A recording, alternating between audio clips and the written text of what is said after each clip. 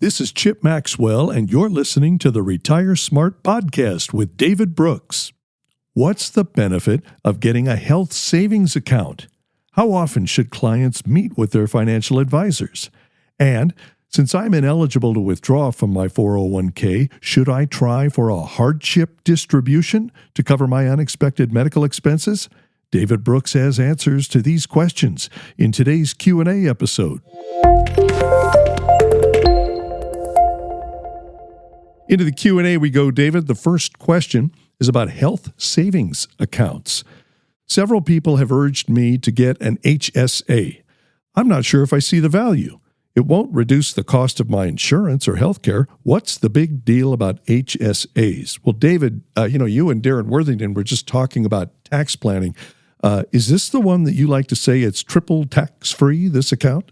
Yes, but I want to correct the questioner saying it won't reduce the cost of my insurance. I would argue that's absolutely not true. It does, in fact. The reason it does is because it's putting more of the onus on you, the consumer. And that's one of the reasons they're so popular for businesses to offer, because it's typically a larger deductible for you, the person under the insurance, which means the premium goes down. So it's less cost for the insurance, which means you pay less through payroll deduction or directly if you're buying this policy on your own.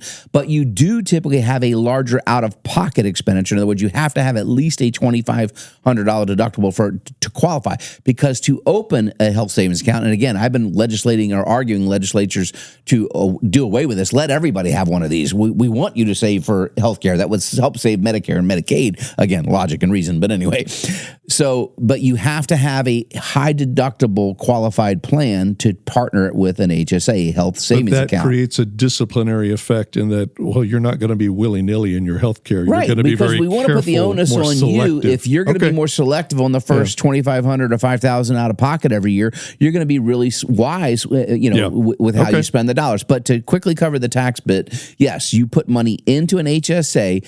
It goes in tax deferred, so you get to write that off of your income, just like you're putting money into like a traditional IRA.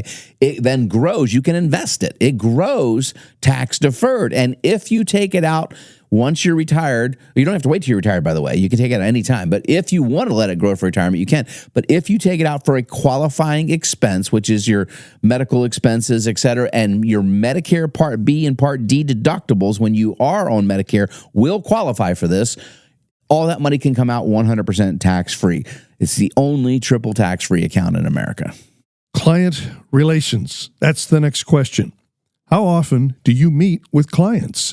I don't really have any complaints with our current advisor, but it seems like we had intense interaction a few years ago when we set up our account, but not much since, and not much activity, even in turbulent markets. Is that standard? Not at Retire Smart, David. Well, not here, but is it standard? Sadly, yes. Okay. That is very realistic of what you get at a lot of firms. In fact, we had somebody that was referred to the Husker Night that came up to me and introduced themselves. We're a big fan. They've been listening to you and I for many years on the radio, and they happen to be clients of a firm that has a radio show in one of our marketplaces as well. And they were like, "Well, we don't want to tell you who we're with, but it's a really boring radio show." So I kind of was like, I took a shot in the dark and said a name. He goes, "Yeah, how'd you know?" But anyway. But they asked that. They went through that same thing. It seemed like a lot of love for about 3 weeks and then crickets in 4 years. And I was like, well, what about your annual review? Well, we don't do them. We've done one, and we did it about 3 years after we signed up, and we called for it. Goodness. And I'm like, well, that's not really doing what we call the fiduciary standard, right? Yeah. So, but the cadence depends upon the client here. We specifically tailored the plan to the client, but most clients are going to have 4 to 6 meetings in the first 12 to 18 months. So it's a lot because there's more work when you're setting up the plan. But from there, it typically breaks down to one typical formal review a year, sometimes 2 formal reviews a year, depending on the breadth and scope of the plan. And then we invite clients to educational events in between. We have touch points in between, phone calls scheduled, et cetera. So yeah, you should have some regular cadence, but we have some clients that don't want to come in that often, and we want to tailor the planning process to the client. Sure. And everybody has different needs depending on their age and what have you. And that's why we don't have the same exact fee schedule for every client, because the breadth and scope of the work provided will vary greatly. But it is all tailored. But you have to have the regular contact because there are so many scenarios, so many transactions. You've got to plan for them ahead of time, 6 months or a year ahead. You've got to be looking ahead and getting things in position. There are certain windows for certain transactions. Right. And if you miss them, you we miss them. automatically know to invite people when they turn 64 into the Medicare classes that year because they're going to have to make a decision before their next birthday. We automatically know to talk to people at 62 for Social Security. Most of the time we're not recommending you turn it on, but that's your first option, and we can have that discussion if you haven't already had with your advisor. 59 and a half, 60, 63. These are all red letter ages, 70, 72, 73, 75, all red letter ages depending upon what year you're born, et cetera. That's another thing. When you offer 120 or 130 classes and events to your clients and the public, that also helps keep the contact regular, I guess, as well. Yeah, that should be a red flag if you've got an advisor who's just on automatic pilot and isn't engaging. All right, David, next question is about what's known as the 401k hardship distribution. I have been hit with unexpected medical problems and expenses. I'm not yet eligible to withdraw from my 401k, but someone told me I should try for a hardship distribution. What do you think of that idea? Well, typically we believe it's a bad idea, but we understand sometimes it's the last resort when you have to take a distribution out because of unforeseen expense. Well, first of all, define it for us, and then tell us what you think the problem is. Well, so someone may have an unexpected medical bill. Okay. The car breaks down, the furnace goes out, and you spend thousands of dollars unexpectedly, and you end up having to put it on the credit card, and you don't have the means to maybe pay that back off, or you just don't even have the credit available, and you need the capital to take care of something that's a priority issue.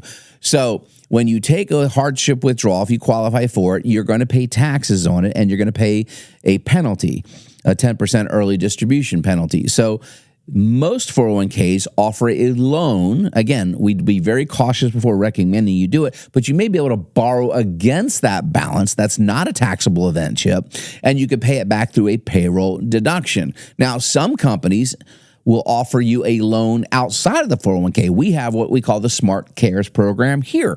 We offer a small loan to employees that have been tenured at certain amounts. If they get themselves into a bind, we could give them a short-term loan to help them through tough situations. Because listen, this stuff happens. We've all been there where, you have an unexpected expense. However, I would just tell people, typically taking the hardship withdrawal is a last resort, in my opinion, because you're going to stop the power of compounding and growing for dollars in retirement. No one's going to loan you money for your retirement. However, there are typically a myriad of ways you can borrow money: credit cards, home equity lines of credit, family, friends, et cetera, or even, your employer may offer some form of loan program like we do here for our employees if needed. But just talk with a competent professional and make sure you understand all the ins and outs before you go reach into that bag, because it could be painful, and then you stop the power of compounding.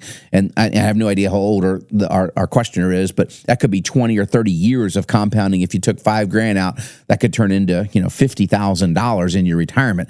And people don't think about the future value of those dollars. So just tread cautiously.